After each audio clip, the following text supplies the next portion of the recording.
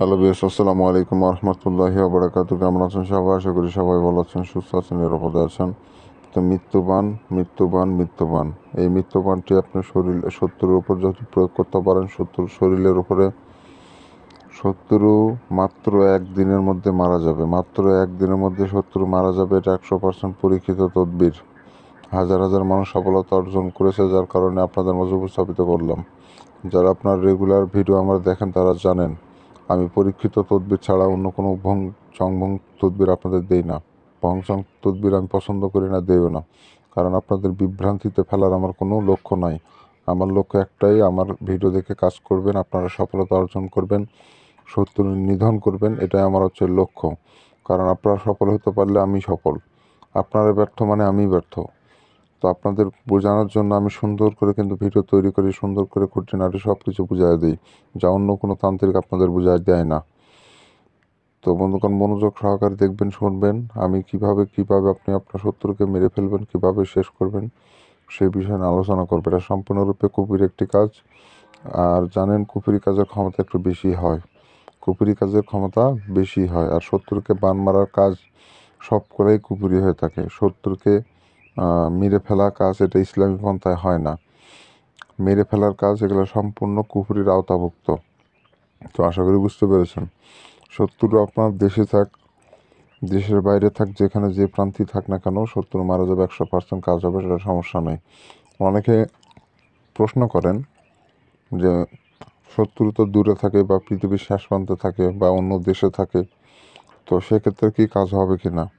বা এগুলা কাজ পৃথিবীর শেষ প্রান্তে থাক আর যেখানেই থাক, যে অবস্থায় থাক, সে যদি বেঁচে থাকে ওখানেই ওর ওপর বান প্রয়োগ হবে, 100% সে মারা যাবে। তো এইভাবেই আমি মূলত ক্ষমতাশীল নকশাগুলো আপনাদের মাঝে উপস্থাপিত করি। তো বন্ধুগণ, অনেক মানুষ আছেন যারা অনেক কাজ করেছেন, সফলতা অর্জন করতে পারেননি। তো এটার পিছনে অনেক কারণ থাকে ভাই। একটা কাজের পিছনে, কাজ সফলতা না হওয়ার পিছনে অনেক কাজ থাকে। অন্য মানুষের কাজ করলে কাজ হচ্ছে, আপনার হচ্ছে না কেন? অবশ্যই আপনার ভুল আছে, অথবা আপনার শরীরের সমস্যা আছে, অনেক কারণে অনেক সময় হয় না। তো এসব কিছু ভুলে যদি কোনো পরামর্শের প্রয়োজন হয়, আমার সাথে যোগাযোগ করবেন, পরামর্শ দিব আপনাকে। ইমো নম্বর আমার এটা, ইমোতে যোগাযোগ করবেন, পরামর্শ দিয়ে দেবো। তো যাই হোক, আমার চ্যানেলে নতুন এসে থাকলে এরকম আরও ভিডিও পাওয়ার জন্য চ্যানেলটি সাবস্ক্রাইব করে রাখবেন।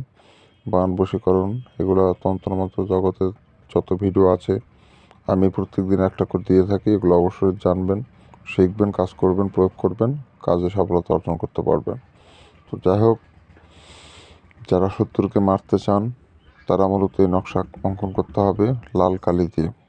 বাজার থেকে লাল কালি কিনে এনে অঙ্কন করে আপনি নকশা অঙ্কন করবেন। অঙ্কন করে আপনি কাজ করবেন।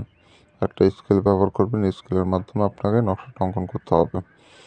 তো এই নকশাটা শুক্রবার দিনে করবেন। শুক্রবার দিন ছাড়া অন্য কোনো দিনে নকশা দিয়ে কাজ করলে নকশা কাজ করবে না। অবশ্যই শুক্রবার দিন ধার্য করে শুক্রবার দিনে আপনাকে নকশা দিয়ে কাজ করতে হবে। শুক্রবার দিন ছাড়া অন্য কোনো দিনে নকশা দিয়ে কাজ করলে নকশা কিন্তু কাজ করবে না।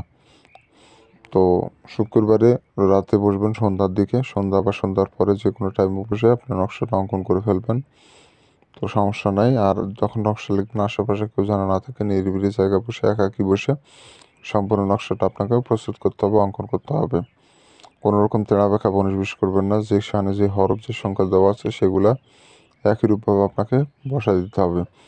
আর নকশা অঙ্কন করার সময় নিজে পাক পবিত্র থাকবেন। যে জায়গায় বসে নকশা লিখবেন জায়গাটাও যেন পাক পবিত্র থাকে, এই বিষয়ে লক্ষ্য রাখবেন। আর যে কাগজের উপরে নকশা লিখবেন কাগজটা যেন পরিষ্কার পরিচ্ছন্ন পবিত্র হয়। অর্থাৎ কাগজে কোনো রকম নোংরা আবর্জনা বা অপবিত্র কোনো বিষয় যেন ভরে না থাকে, এই বিষয়টা লক্ষ্য রাখবেন। কারণ এগুলো একটু 19-20 হলে কিন্তু কাজ হয় না। একটু ছোটোখাটো ভুল ভ্রান্তি হলে কিন্তু কাজ হয় না। আপনি মনে করবেন এটা তো সাধারণ ব্যাপার, এটা হলে কি হবে, কিন্তু এই সাধারণ বিষয়ের জন্য কিন্তু কাজ হবে না। আর যারা বোঝেন তারা তো জানেন, এই ছোট বড় সব নিয়মই গুরুত্বপূর্ণ, কোনো নিয়মকে অবহেলা করা যাবে না ভাই। এগুলো কুপুরি কাজ, বানের কাজ। আপনি নিয়ম অপেক্ষা করবেন, আপনার নিজের ক্ষতি হবে। আপনি সঠিক নিয়মে কাজ করবেন, শত্রু মারা যাবে। আর ভুল নিয়মে কাজ করবেন, ভুল ভ্রান্তি করবেন, আপনার নিজের ক্ষতি হবে।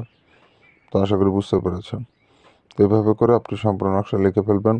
নকশার নিচে শত্রুর নাম, তার পিতার নাম, তার ঠিকানা দিয়ে দেবেন।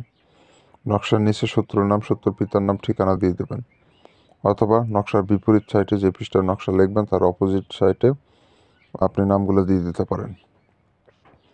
শত্রু যদি এলাকার হয় তাহলে তার চলাফেরা রাস্তায় পুঁতে রাখবেন, এমন জায়গায় পুঁতে রাখবেন যেটার উপর দিয়ে শত্রু যেন চলাফেরা করে, একবার হলেও যেন ওই নকশার উপর দিয়ে যায়। যখনই নকশা দিয়ে পার হবে শত্রুর উপর বাণ প্রয়োগ হবে, একদিনের মধ্যে শেষ। আর যদি শত্রু দূরে থাকে, দেশের বাইরে থাকে, তাহলে নকশাটা আপনাকে শত্রুর বাড়ির আশেপাশে যাবেন, যাওয়ার পর আগুনে পোড়ায় ফেলবেন, নকশাটা আগুনে পোড়ায় ফেলবেন। বাড়ির আশেপাশে যেতে হবে, শত্রুর বাড়ির আশেপাশে গিয়ে যে কোনো জায়গায় বসবেন বা দাঁড়ায় থাকেন, যেভাবে থাকেন, আগুন দেওয়া আগুনে পোড়ায় ফেলবেন। এইটুকু মূলত কাজ করে রাখবেন, আর কিছু করতে হবে না আপনাকে। এটুকু করে রাখলেই শত্রু শেষ হয়ে যাবে। শত্রু কাছে থাক দূরে থাক, পৃথিবীর শ্বাস প্রান্তে বসে থাক, ওখানে মরে পড়ে থাকবে, এটা আমি তান্ত্রিক আপনাকে গ্যারান্টি দিলাম। এগুলো কোনো মিস না, এগুলো কারেন্টের গতিতে কাজ হয়। তো যাই হোক, এইভাবে মূলত কাজ করবেন, কাজ সফলতা অবশ্যই অর্জন করতে পারবেন। আর যারা আমার সাথে যোগাযোগ করতেছেন, ব্যক্তিগত সমস্যায় ভুগতেছেন বা ব্যক্তিগত পরামর্শ বা কাজের প্রয়োজন আছে, তারা স্ক্রিনে দেওয়া নম্বরে এই মুহূর্তে যোগাযোগ করবেন বা হোয়াটসঅ্যাপে, সমস্যার সমাধান করে দেবেন ইনশাল্লাহ। তো ভালো থাকেন, সুস্থ থাকেন, দেখা হচ্ছে পরবর্তী কোনো এক নতুন ভিডিওতে।